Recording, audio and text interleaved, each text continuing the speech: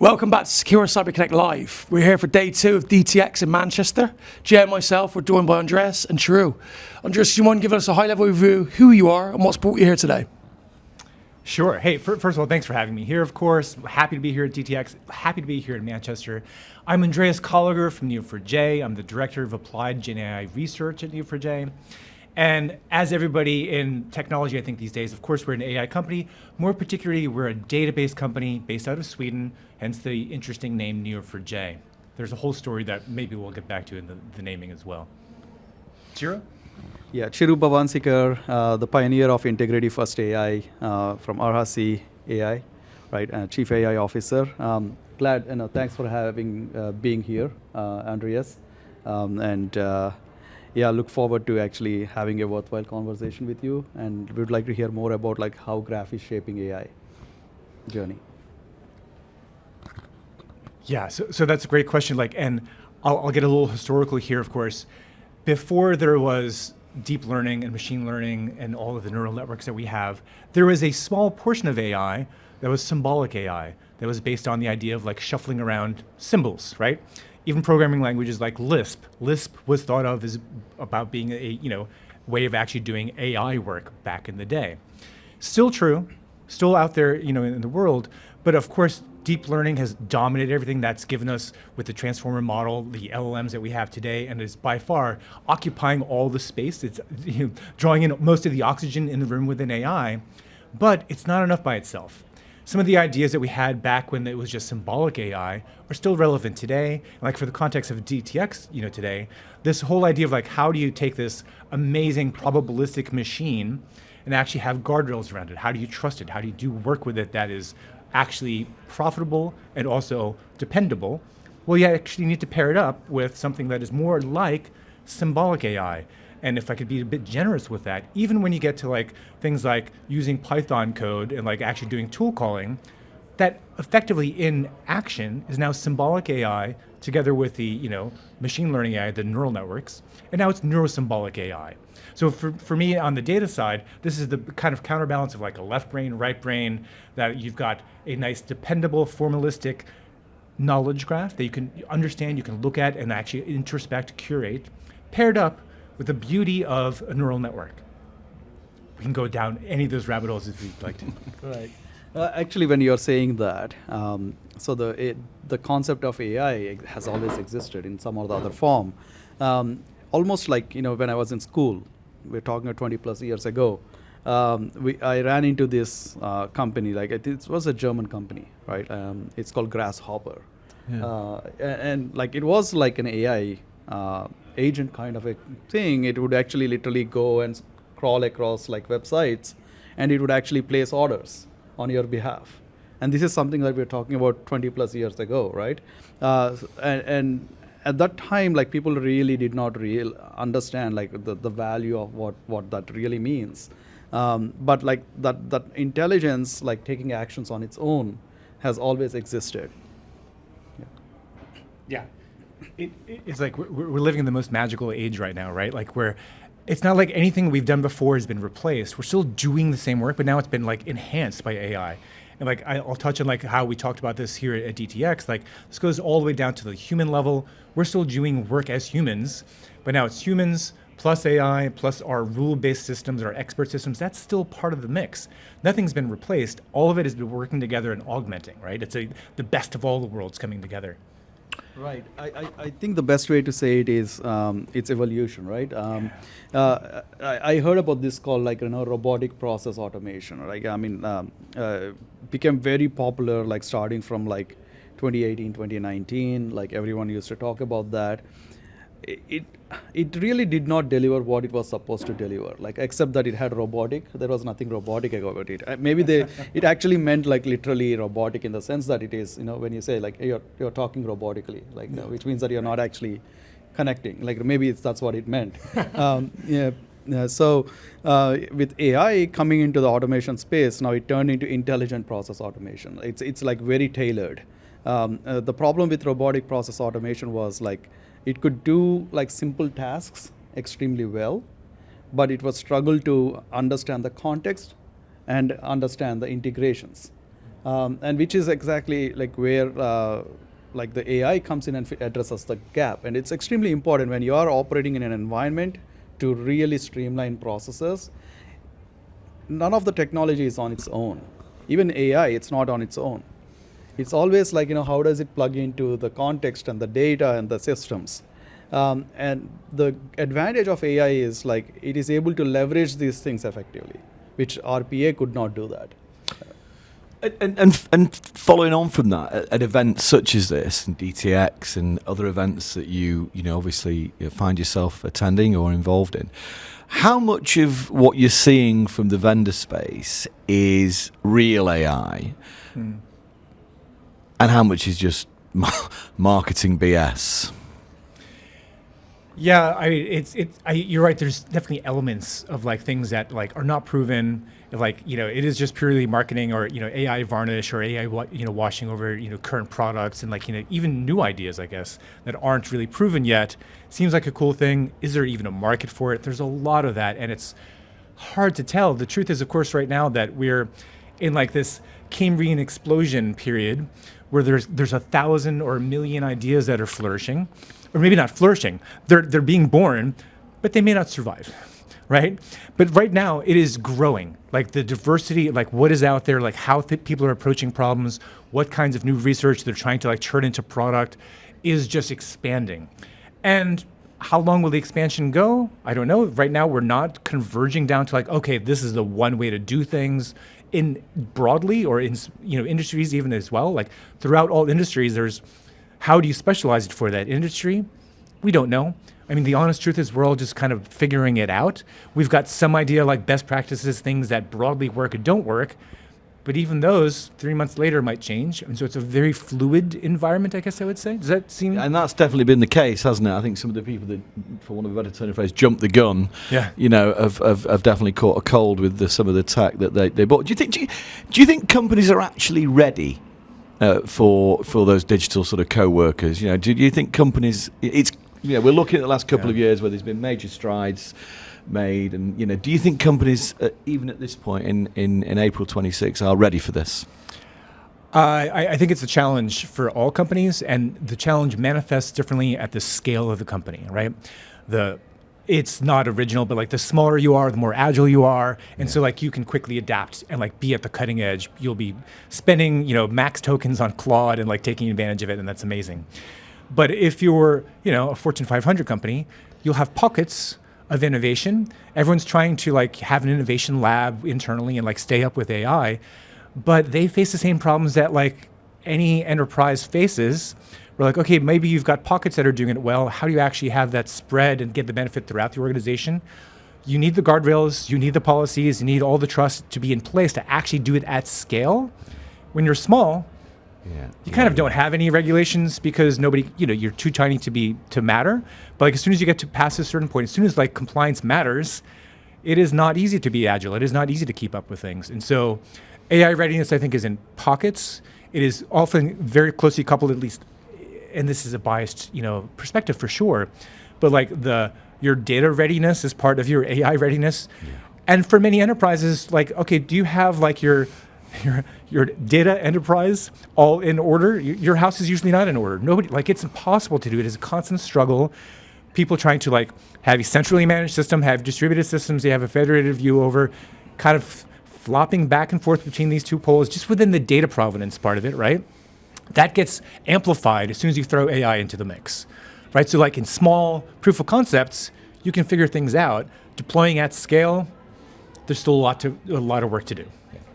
And we've said it before, I think Chiru, and we've spoke about it's bite-sized chunks, isn't it? I think for a lot of these organisations, it's looking at this and picking it off, one bite at a time rather than trying to take it all on at once. Just pivoting on across from the commercial side and looking at more from the an early years perspective, more families, more social perspective. How do you think AI is going to affect the online safety acts that we have in place? What are your views on that in terms of what does the next few years look like for security and governance within AI, with all of the scaremongering that's going on, and of course with good reason?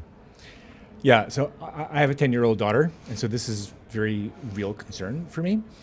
And I, of course, have mixed feelings about it because on the upside, on the optimistic side, this is the most amazing time to be alive. She will never know a world that AI wasn't a thing, that she can ask, It's quite incredible to think that, isn't it? That to grow up in a time, it's like people who grow up in a time when social media was never there. We're now going to go to the next era of when AI was.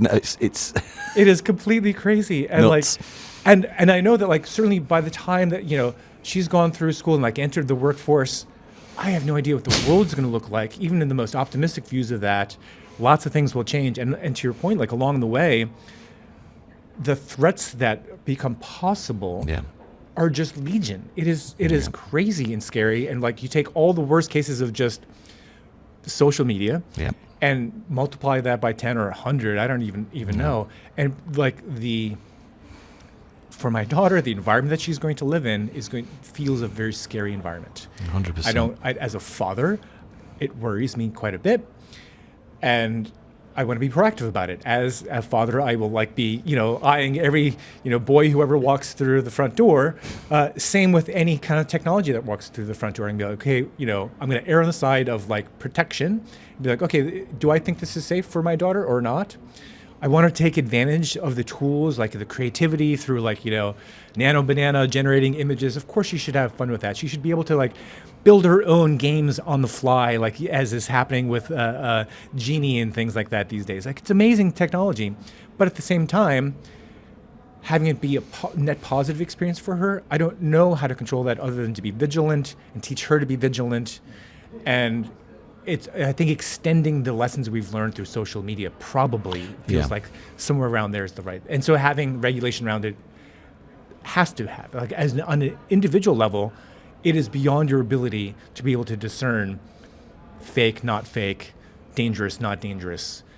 You're going to need an AI that is your guardian angel on your shoulder to help against the AIs who are possibly not your guardian angels. That's a great analogy. I think it's absolutely essential. Yeah, for sure. Warren? Anything you want to add to that, True?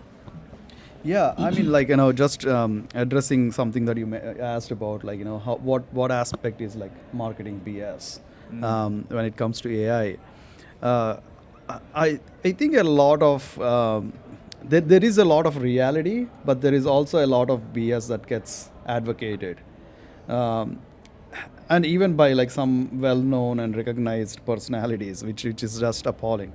There was some statement from someone very recently, some well-known personality, which literally says that AI actually did X, and that in fact it actually had some kind of a legal argument or something like that, for it justified itself or something like that. I mean, that's taking it too far of what AI did. I think what that really means is probably it took some action and it logged it. So how you translate it into marketing is it has a justification, it did not create a justification by itself, right? So that is where the marketing BS comes into picture. But as a technology, is it capable enough, and is it real? That's real and capable enough, right? The other thing is I think something you mentioned, Andreas, is about data readiness. Anytime we go into an AI situation, data readiness is a problem.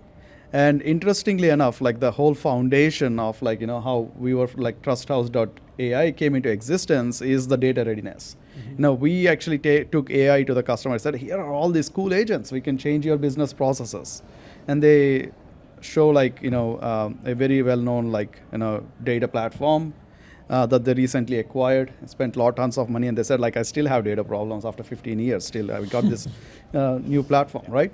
I'm not looking at AI, and then we told okay, that's cool, but how about we fix your data readiness and improve your data quality, create complete transparency with the help of AI?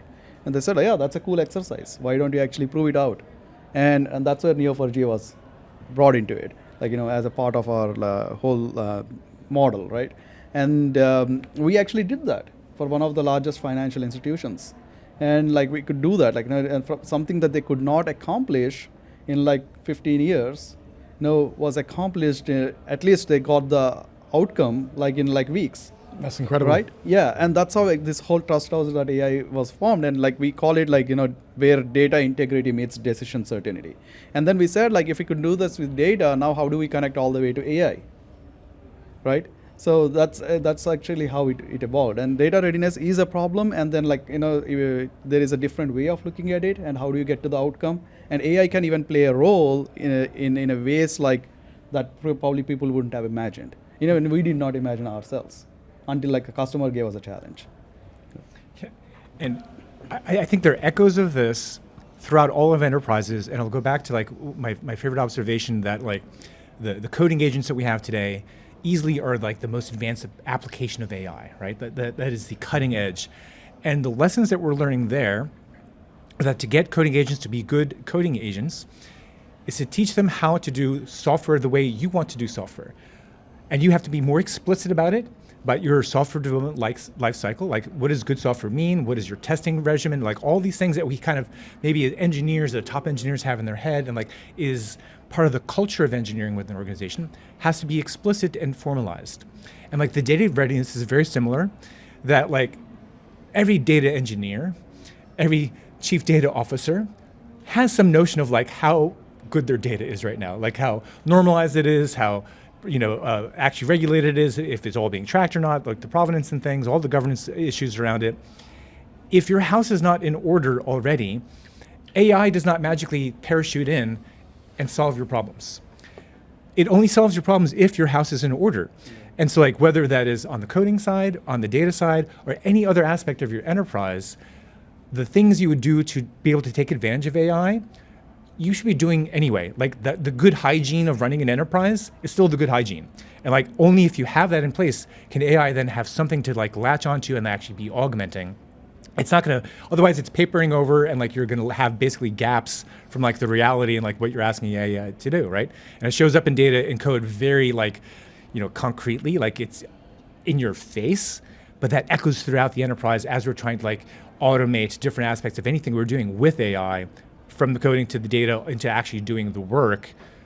It's still just doing the work well, understanding what it means for it to be done well or not. If you don't have that for yourself, AI is not going to magically just solve it for you, right? This is encouraging all these half-finished, botched data transformation projects to come to fruition at long last before they move to the next step. You are not absolved from your past sins. Absolutely. Yeah. Absolutely. The sins of transformation past. Right. And I've also seen sometimes chief data officers, they have this concern, right?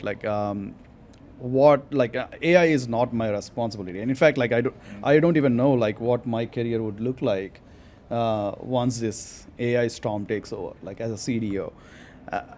I think instead of looking at it that way, I could actually imbibe AI, not in the sense of AI automation of streamlining processes, that may not, but I'm considering I am the guardian of the data.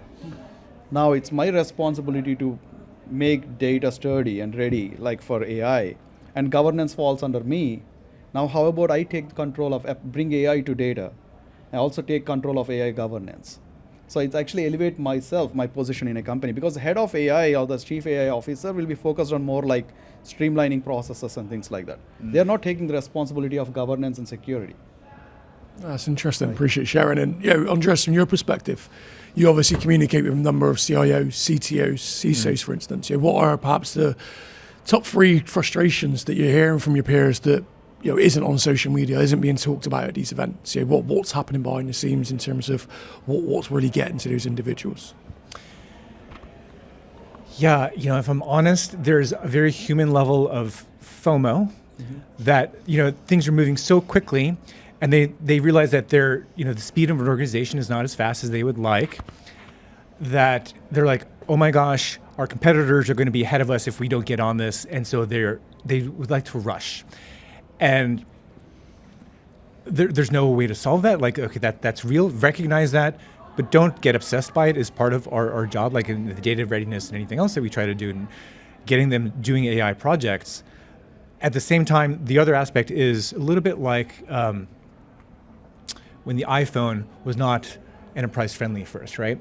and we were still using, I'm going to forget BlackBerry. now, Blackberries. I was like, what Bring is the it like the Blackberries back. Blackberries, right? It was Blackberries were official, like that's what you get issued, like if you're a sales guy or something, right? Like an iPhone's, that's consumer stuff.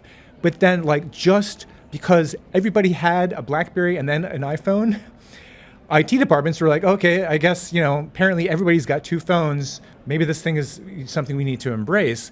There's something like that happening with AI right now, right? Like as much as organizations are trying to like have official policies and have actual officially sanctioned projects around doing AI, they know that they also want to empower their employees, but have them not all run OpenClaw locally, right? So employees should have like some amount of like, okay, you're allowed to use Claude, ChatGPT, whatever, you get a license for Gemini, maybe that's great for your individual work, but you want to be able to govern that so that people don't spend too much, first of all, but then also that they are not doing their job. They're still doing their job. They're not off-putting all of that. So there's like multiple dimensions of like people management that wasn't a problem before, along with the technology management, along with we're trying to innovate. They're trying to do so many things at once that there's the combination of like, we feel like we're going to miss out if we don't get on top of this. And by the way, there's too many dimensions to this, that their jobs are just like so much more complicated than just the one focus they had before. Now it is both a human social problem and a spend problem and an innovation problem and all the like it is stacked onto your plate of problems. What does that do to leaders? Technology leaders. What does that do to their mental resilience, for instance? What's happening right now, and what's going to be the impact in the future if we don't sort of navigate this correctly? Yeah, and for sure, I should be clear, like this is well beyond, I'm swimming in waters well beyond my expertise, right? Like this is when we need to bring in, the social scientists and like the behaviorists and like, maybe the psychologists at this point, like actually help us understand like the impact for leaders and leadership and like the coaching that they need, like recognizing your own humanity at this moment and the stress that it puts on never before. is underappreciated. I think there's an extra stress there that we should recognize and actually deal with. The technology things we can figure out. It'll just take time. The good news is that we're all struggling with this. It is not, unique. You're not missing out. We're all trying, we're all stressing, we're all like trying to keep up and not being able to keep up. There's too many new things, the pace of change is ridiculous, but that's okay because we're all in that same space, right?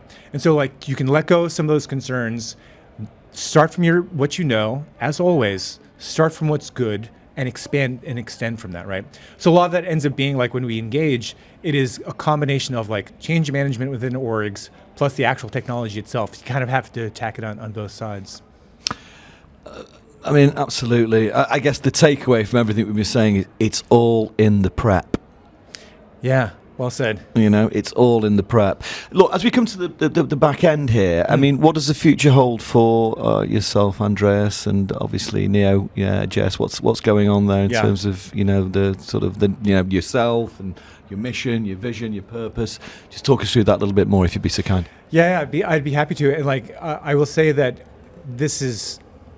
I've loved the work I do throughout my entire career. I've been very fortunate to enjoy that. It is amazing to now find myself in a mature position within the organization and yet learning every day. Like as an engineer, when you're learning stuff, it feels good. And like I'm doing work that is new to me, learning things that I've never encountered before, and I love that expansion.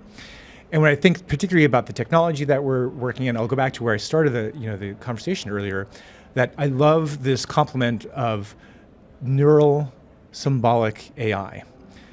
Neural networks plus symbolic AI combined for power. Trying to actually formalize that, describe what that would be like, and how we can take advantage of that, work with that, is going to be amazing. We know the trajectory that we've been on. We've gone from chatbots to a bit of workflow things to agents, single agents really. There's multi-agent systems already. We know we're headed to distributed multi-agents. We're going to get to globally distributed multi-agent organizations. We know this is the progression, right?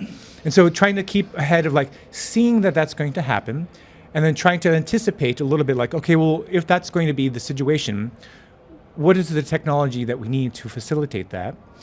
And that's my area of kind of research, I would say, at this point. Like when I look at papers and read papers to try to figure out what are academics looking at, what is relevant for us, that's where I'm focusing on is in the next, let's say 1 to 3 years, I'll leave that a lot of wiggle room there, but like, I know that we're going to be shifting from just purely language models, world models for sure coming online.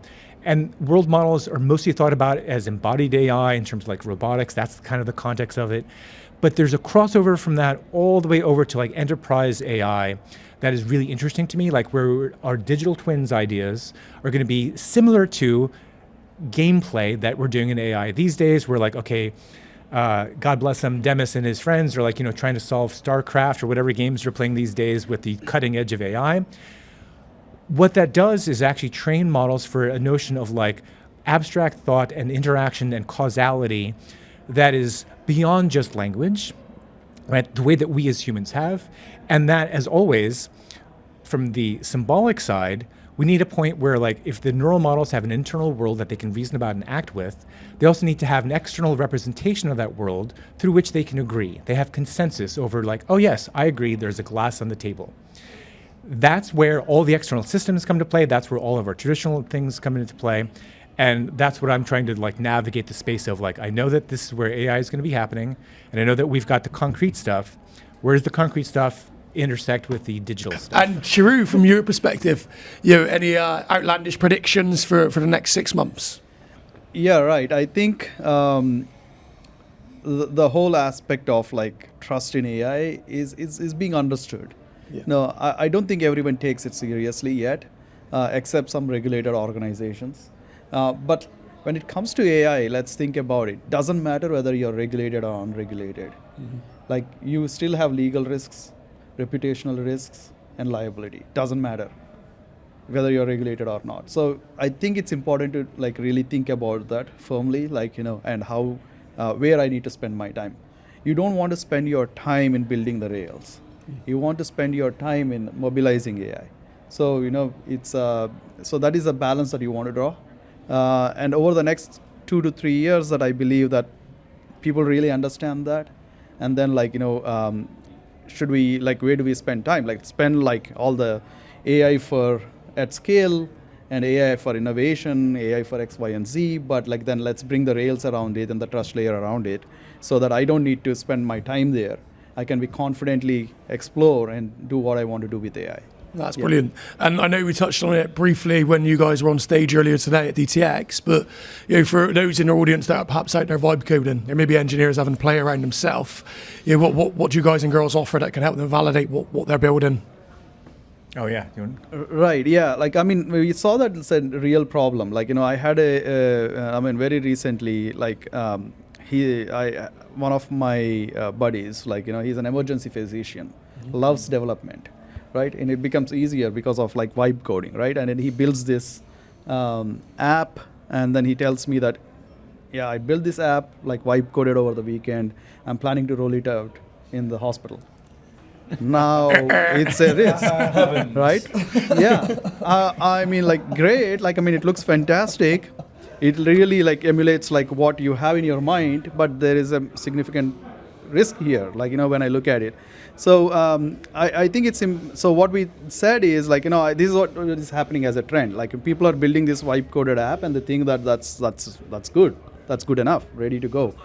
So we said like, how about we create something called Certify AI Agent. What that really does is it takes the industry principles of like what an agent safety looks like. And it applies that. It's just a URL, trusthouse.ai/certify AI agent. There is a hyphen in between, certify-AI-agent. And it gives you a like point to wherever you build your agent, doesn't matter. Like, OpenAI, Claude, AWS, Google, like, just point to that. It will do an assessment and it will actually give you a certificate of authenticity or certificate of safety. And this certificate lives for 90 days. Anyone can come and actually validate that certificate. Yeah. And if you really want like an advanced, more tailored, then you can actually contact us and we'll be able to actually do a custom engagement with a more like tailored kind of a certification that we can issue, right? Yeah. Andres, anything you want to finish on before we wrap up this on-site DTX? Is there any further sort of thoughts that you'd like to add? I think the obvious one, like, this is the best time to be alive. It is the best of times, possibly the worst of times. Could be end of days. I don't think so. I'm on the optimist side of AI, and I think it's an amazing time to be in doing anything. It certainly feels like the most exciting part of humanity's evolution, really, maybe since the invention of the laptop and the PC in terms of tech. But I also think it runs much deeper with AI. I think we've got some, it's a pivotal moment really in the evolution of humanity. So I'd like to share your optimism. And in an exciting few years ahead. Chiru, a pleasure as always. Andreas, thank you very, very much. We look forward to hopefully having both of you back on and doing another episode going forward. Cheers. It's been a pleasure. Thanks, guys. Thank you.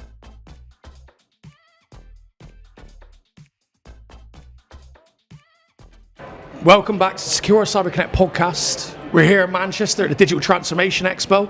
And this afternoon we're joined by Mark. Mark, can you give us a high-level review of who you are and what you're doing here today? Thanks, Ron. So my name is Mark Cross. I'm the founder and principal consultant of Invisa Consulting. I'm also the regional chair of the IIBA's Global Special Interest Group for Cybersecurity. So, Mark, just to kick off things, you're obviously a leader now within cyber. What was the point when you may have come across an incident or a challenge or something that was quite pivotal that made you think maybe cyber isn't for me, or maybe almost made you quit the industry? That's a tough one. I think the main thing for me is that cyber is very much a treadmill. It's constantly evolving, new threats happening all the time. It's never a done deal. At the same time, the work that we do is so important. I think for everyone it's really just a question of working out how to manage your energy so that you can sustain it in the long haul in this business. Where do you think we've got to in cyber? Do you think after all these years, boards are actually still, are they treating it as an enabler, as we've been talking about for so long? Have we got to that point now, or is it still a begrudging expense, even in 2026? Speaking to a business analyst about that, I think we definitely have a strong perspective. Business analysts are all about value. We're very much about being able to work with our stakeholders to understand how to unlock that in new areas. But I think it's reasonable to say that is a conversation that we're still having to champion on a daily basis. Because when it comes to cybersecurity, I think a lot of boards think of cybersecurity as firstly something that ought to be bolted into the solution rather than something that is developed as part of the process. But also there's still a relentless push towards delivering value quickly, cleanly, effectively.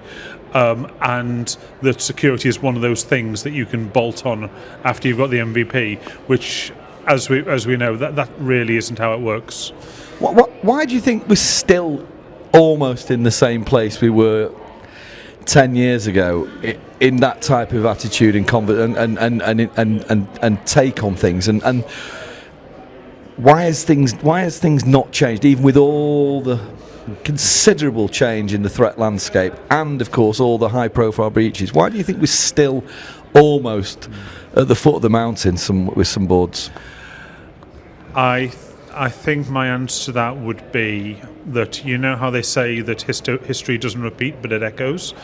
I think the big challenge for this is that every few years there's a new innovation that all enterprises around the world feel they've got to jump on, whether it's cloud, blockchain, AI, or something like that.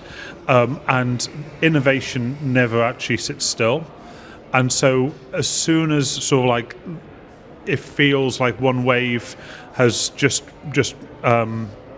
been breached, you can sort of start getting beyond into some of the hygiene factors, the next thing comes along, and all of a sudden that shakes everything up again, and the process repeats. And we can look forward to quantum for the next wave after AI. That'll be something.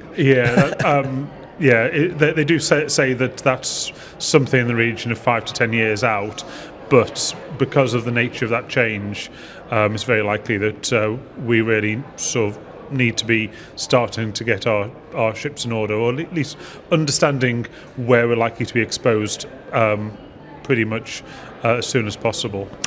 And before I pass over to Warren, what are some of the questions and maybe conversations that CISO should be having behind closed doors? Some of the really uncomfortable conversations that they should be having at this point? I think in the areas that I'm involved in, I think the biggest one is that organizations are constantly delivering new changes, whether it's to deliver new value or whether it's to do with finding efficiencies or new capabilities in the organization. But a lot of those come with security challenges that aren't fully understood, especially when it interacts with existing technical debt. And I think a lot of organizations are so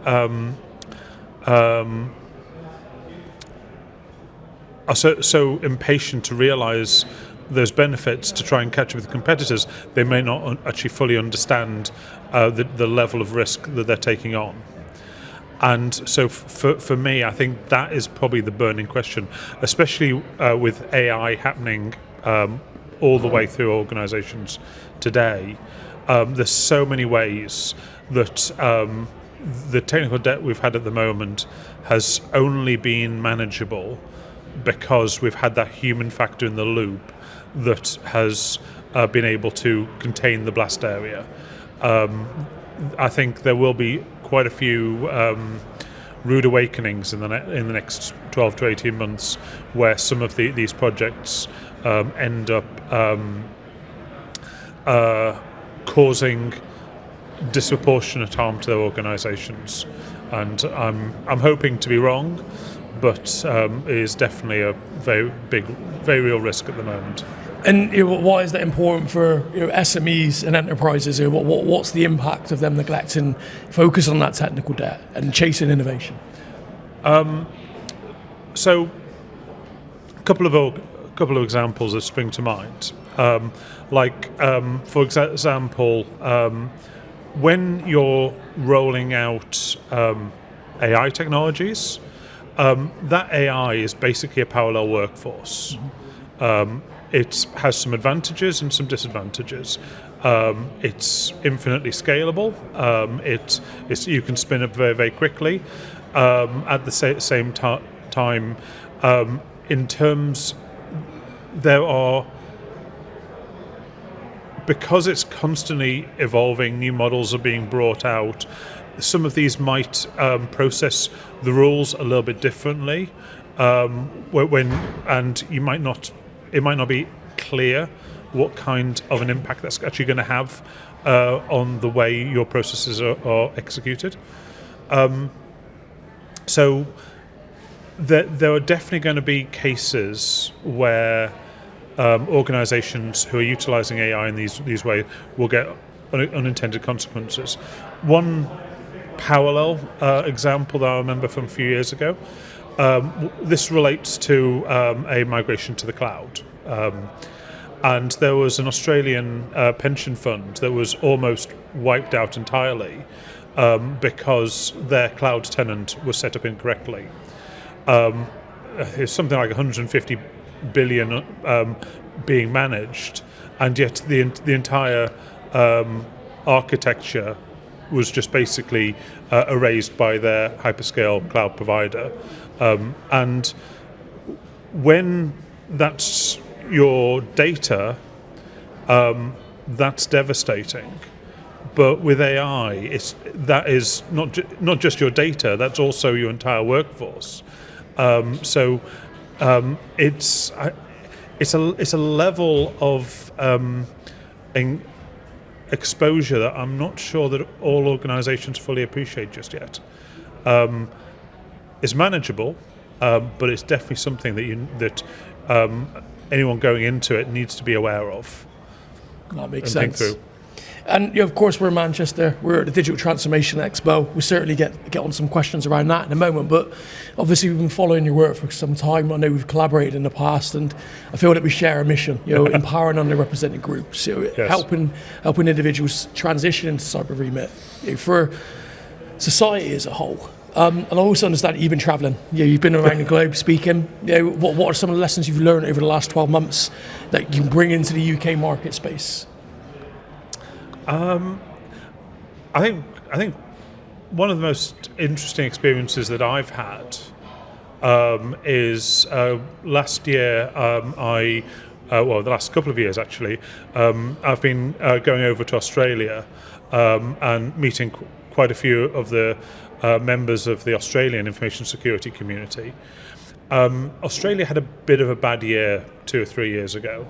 There were a series of really, really high-profile breaches that caught government attention and led to them developing a new cybersecurity strategy. And I think one of the main lessons that I took away from that was the way that they sort of galvanized and the way the political and industry leaders engaged the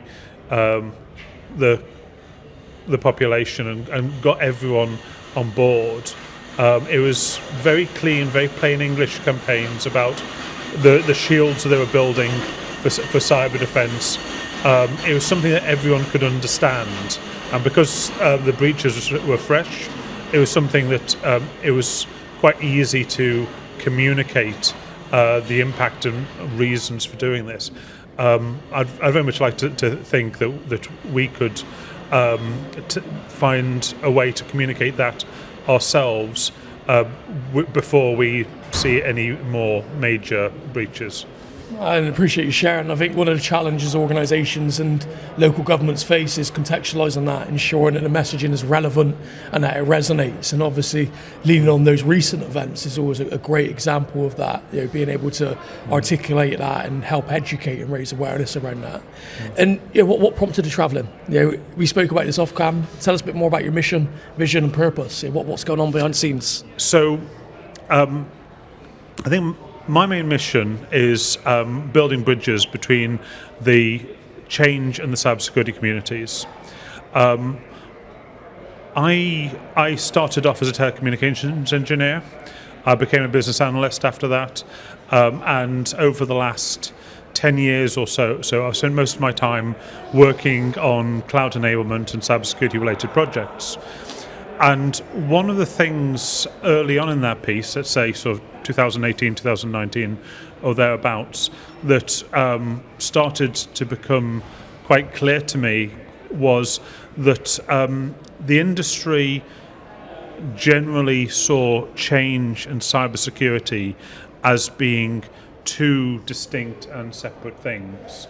The change people managed the delivery risk to make sure that innovation got out there on time and realised the intended benefits. Cybersecurity were there to manage cybersecurity risk and make sure that incidents and breaches didn't occur.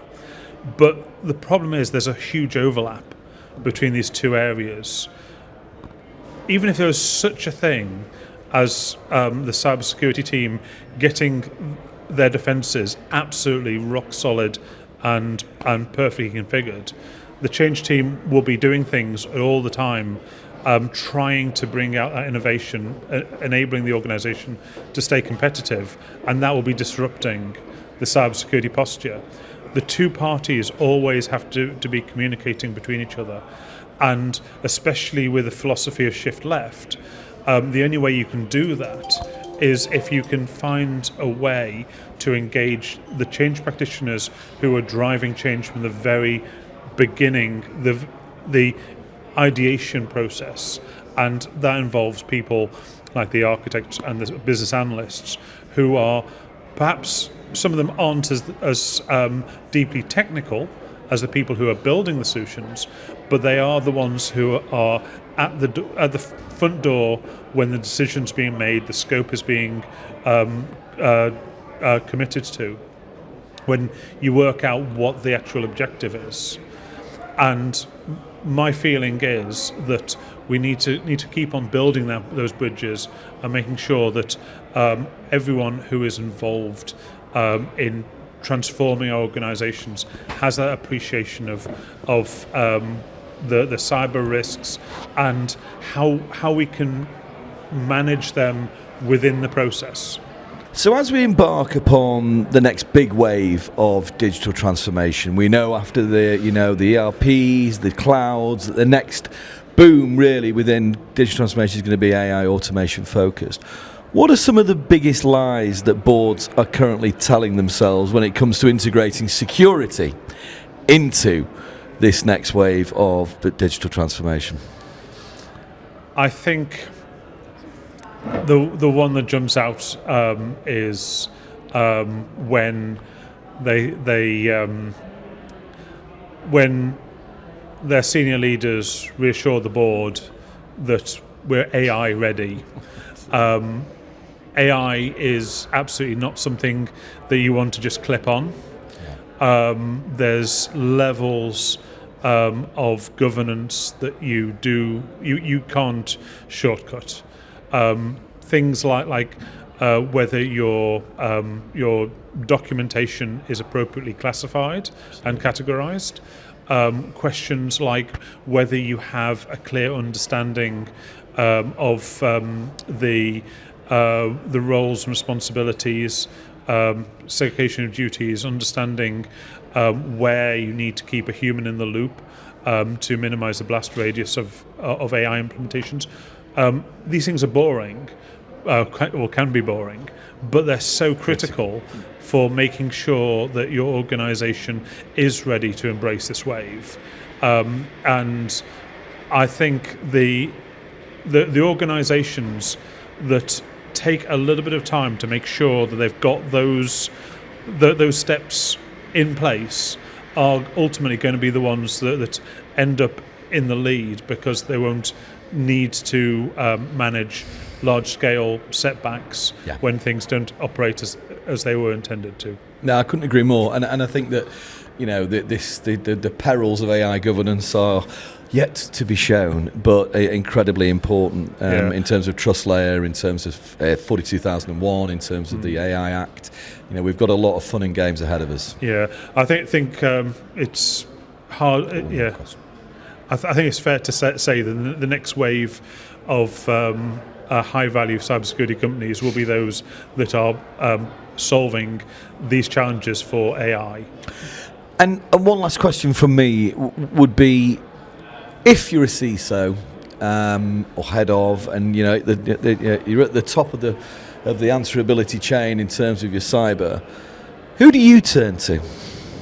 Who do you turn to when there's you need advice, or you need help, or you need the shit's hit the fan and you need some assistance? Who do you go to?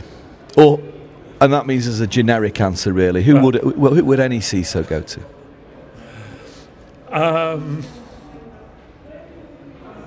I'm not sure who. I mean,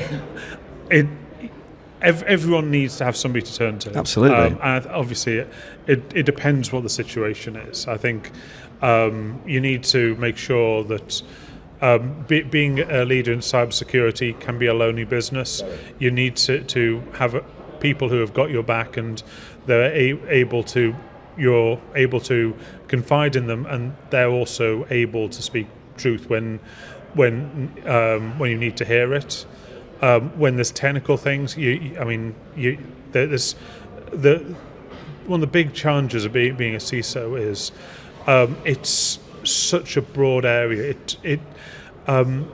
When I speak to other leaders within the IIBA about this, one of the main things that we keep on talking about is how when you look at, for example, applications or sort of things to do with business functions, generally the team of people who you are working with in order to be able to understand those challenges are relatively small. You can usually say 2 or 3 people will understand that part of the business. But cybersecurity touches on everything. It touches on people, it touches on data, it touches on legal responsibilities, it touches on supply chain, it crosses your entire organization. So I think in terms of having, it's not really a case of having one person that you can rely on. It's a case of having your own little college of people that you can turn to and establishing that quickly in every organization you join. Yeah, you need those champions, you need those allies, not just internally in organisations, but externally as well. Yeah. And look, that brings me on to my next question. Obviously, you've been travelling, you mentioned IIBA just now. Tell us a little bit more about the big challenge that you're addressing and this initiative that you're launching. Yeah, so there's 2 different things that I'm working on at the moment. So firstly, through the IIBA CyberSec, the IIBA represents 30,000 business analysts around the world. And through their cybersecurity special interest group, I'm trying to give a platform where business analysts who have a interest in cybersecurity and being able to ensure their organizations are better prepared, they can find each other and understand the career path of a business analyst who is acquiring these skills and applying them in live settings so that we can help to solve these problems in real time. So we're just in the process of refreshing the IIBA's flagship cybersecurity credential, the CCA, and we're running programs for business analysts on a getting started for in cyber series of masterclasses that will begin in early May. And who's that open for? People in the UK? Is it a global project? So it's the cybersecurity special interest group is for business analysts, typically who are members of the IIBA. We do have a public LinkedIn group to get information from the community there, and we also do run some public events as well. So it's well worth checking the website at cybersec.iiba.org to see what activities we've got coming up for the public audience.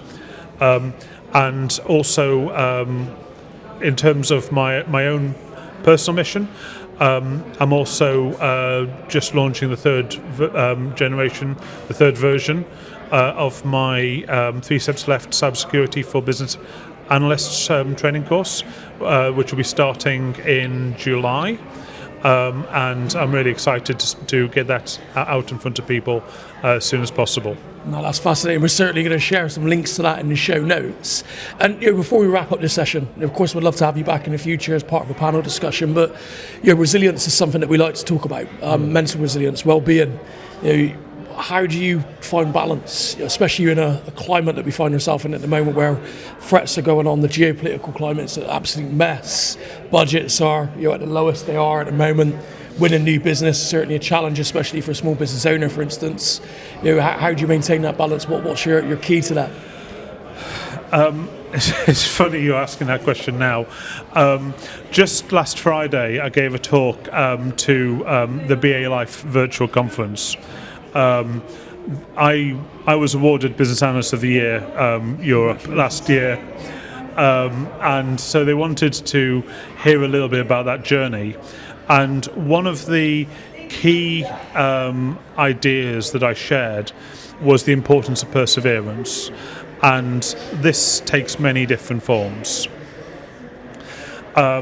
So the first thing that I shared was that purpose is not the same as motivation. Just being able to sort of push yourself forward isn't necessarily the thing that keeps you connected to the thing you're passionate about, the thing that gives your work meaning. Having a very clear idea of what that is helps you through all the various challenges. also, it's so important to try and have a kind of balanced approach for evaluating the work you're doing. Sometimes, no matter how much value or how much potential you see in something, sometimes you do need to look at that and recognize when the time has come that actually this is not this is no longer the thing that can sort of justify taking as much as it is, and being able to make that sacrifice sometimes it is so important. And I think the other thing is always surround yourself with people who share the same mission as you have, people who you can trust, who are prepared to not only help you when you need it, but also tell you truth when you need to hear that as well. I think building that community around you, finding the tribe, not just of people who say what you want to hear, but say the things that you need to hear. I think that is so important as well. Incredibly wise words to finish the interview on, Mark. Listen, thank you. Been great to have you on the pod. As Warren says, we hope to do some more collaborations with you going forward, maybe as part of a panel. But for everybody watching, that was Mark Cross, ladies and gentlemen. Fantastic. Thank you. Thanks very much.